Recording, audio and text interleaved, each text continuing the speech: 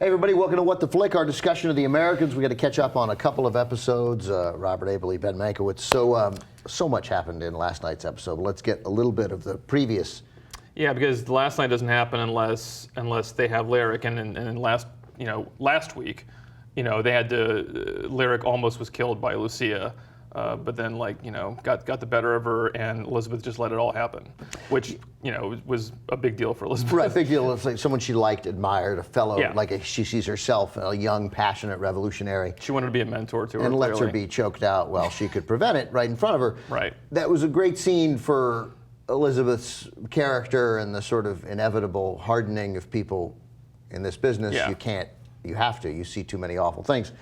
I felt as if that was resolvable in another way. I felt like her with the gun to Lucia, hit like there was one more chance to beat some frickin' sense into her. Probably, yeah. I mean, look, let's face it. Since Elizabeth is a little harder edged, I think she probably just didn't mind that was an easier solution. Yeah, that's true. There's a recognition that I could stop this today. Yeah. But then next week she'll try to kill Lyric again. And, Yeah. And of course, the irony is that now they'll all kill Lyric. Right. Well, so you want to say in 2 weeks after we get I promise you, we will kill Lyric together. Lyric. And if you want, we can torture him. It makes you feel better. We can run him over the car a little bit. Right. But no, and then of course the interesting thing is, we watch Elizabeth, have that twinge of okay, did I really need this? And okay, I'm fine with it. But this week was all about Phil is clearly starting to crack about what he has to do. And that opening scene, the mission, people die, the guy they tied up dies, he slits the guy's throat. And that comes on the heels of the previous week, which was when he learned about the submarine. Yes. Which, at the moment when he parks his nice new car safely out of the way, presumably so that she won't see it. Right. So that there won't be somebody with the Home Office. What do they call the Home Office? The Residentura? No, when they say, Moscow. Yeah. Whatever that is. So that woman wouldn't see it. But I did go into a rabbit hole of trying to figure out whether that happened, whether false propeller blades were given to the Soviets who did steal them and a sub sank, or at least that there was a sub sinking, killing 160 Soviet submariners. I have no reason to believe this didn't happen. I don't think it did. I think that one there was not. The Soviets have lost plenty of nuclear submarines. That is not. Well, but in 1982 there was no such thing. I don't mind them doing it. Obviously, it could have happened. It's not unrealistic that it would happen. But I was like, oh, what's that story? And to me, the story of the sinking sub is really just there, whether it happened or not. It's there to kind of give Philip a chance to kind of go, all right. I need something to justify these things I do. Right. So I'm going to keep thinking. That's why when he tells Fred, just be thinking about that sub, and what they do. I mean, he has to tell himself the story to justify the fact that he's killing people, and it's starting to get to him. Yeah. And that's why the scene at the end is fast. The scene at the end is fascinating in the church, where his daughter's now really into the church so much that she's giving all her money to them. They're flipping out about it, and he actually goes to the church as himself. I mean, I really thought about this. Has he done anything threatening as Philip on this show? He's always played somebody else. Yeah. And now we're seeing his I'm a badass Soviet spy attached to Philip himself. That's true. And I thought that was really interesting. Although he did walk away from it. He walked away from it because I think ultimately he realized he couldn't do anything. But he showed up with the gloves. I mean, he showed up in spy mode. I mean, are you really going to beat me up? Yeah, I know. So by the way, that's an actor named Kelly O'Coin, the guy who played the Pastor Tim. I thought he was great. I am 100% biased because he's one of my 6 closest friends in the world. Oh, wow. I went to high school with him and played basketball with him for 4 years. He did a great job. He did a great job, and he won't quite tell me whether Pastor Tim will be back. Whether he has to be back. What his motivations are, where Pastor Tim is coming from. Although I'm sure he would if I pressed him, but I kind of have to. I want to be right. But Kelly's bald, and they gave him that. They gave him that hair, and so we've spent a lot of time talking about that. Flowing. I have my 80s hair right now. But no, that's you have cool guy hair. Like that hair is of a person not to be trusted. Like that guy, I don't believe somebody with that hair is really a man of God looking to help the children find peace. Why isn't he? Look, any pastor I think would think worth his or her salt would tell parents, your daughter's giving a lot of money to the church. So that right there is suspicious. Pastor Tim is a fraud. He will be exposed as a fraud, and I'm anxious to find out why. Where I'm thinking, and again, it's weird when I start speculating because I usually don't like to speculate about where things go, but my first thought was, you've introduced this pastor, you've introduced, Philip starting to think hard about what religion is and like this thing he's hated so much and he's reacted so violently against, but he's also feeling like maybe I do want redemption in my life. Do you think he's going to maybe start confessing to pastor, knowing that the pastor can't tell anybody because it's against them? That's where I'm thinking we're leading toward a situation where there's for confession. Kelly's sake, I want a Matthew Rice, Kelly O'Coin scene, like a bunch of them. He had a good one last night. I want more. But I think we may get more, and it may go in that direction. That was my guess. When he didn't beat him up, I thought this is where we're going. We also had very quickly. I want to mention, as long as I'm going down a nostalgia tour the week before, the June Rhee.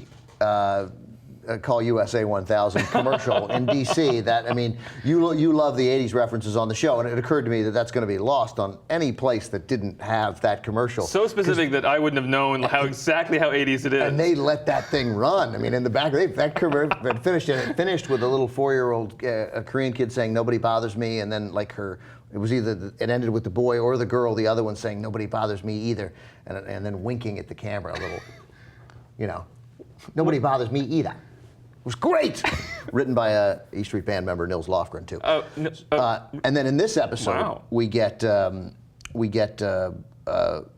Ruth. And we get Dr. Ruth. I love my 80s references. Actually, last night's episode was so good, I kind of forgot that I was looking for an 80s reference, which I guess is a sign that it's a good episode. Done a good job, right? But there it was anyway, Dr. Ruth. That was fantastic and wholly appropriate.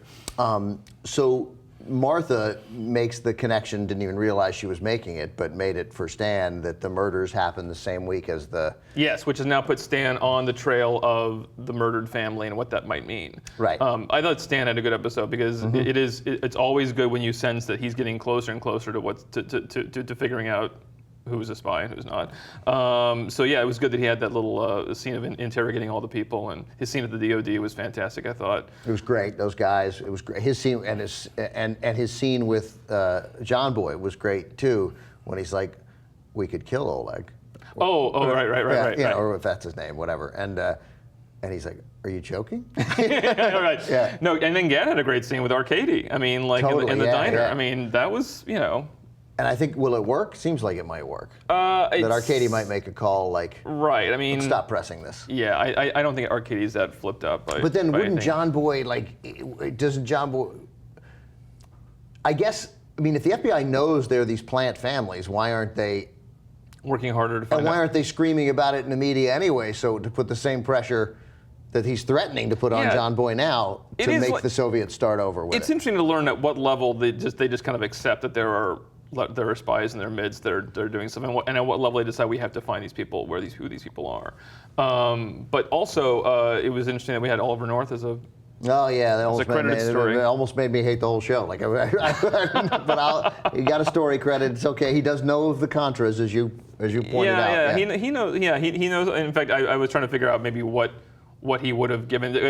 Is that the only part of the storyline he would have been involved with? Because it was only like 10 minutes of the episode. So right, but it was a critical 10 minutes. Like the codes and how it would work, and like how maybe they were like, hey, we want to invade a Contra camp in Virginia. Right. Did that happen? Let's go. Yeah. You know who would know?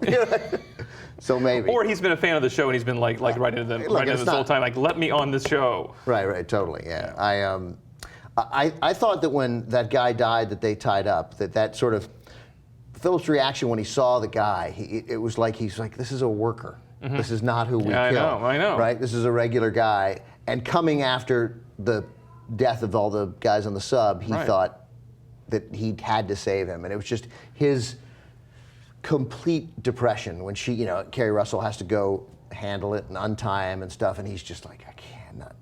And then he has to slit what appears to be just a young kid's throat on the Contra camp. You got to the point where I'm scanning Matthew Rhys's face every single episode. He's doing such a great job. If he doesn't get an Emmy nomination, it will be a travesty. I read somewhere that this was the episode that he submitted. Oh, then it would make perfect sense because you are just with him the whole way. Just like, I mean, even in the scene with Martha, you can just sense the fatigue. He's doing what he needs to do, but he's just sick of it. Yeah, and then he can't sleep with her. Like he doesn't hate Martha. Yeah. Like, you know, he's anyways, good stuff. Good stuff. I do want to mention one thing, Fred.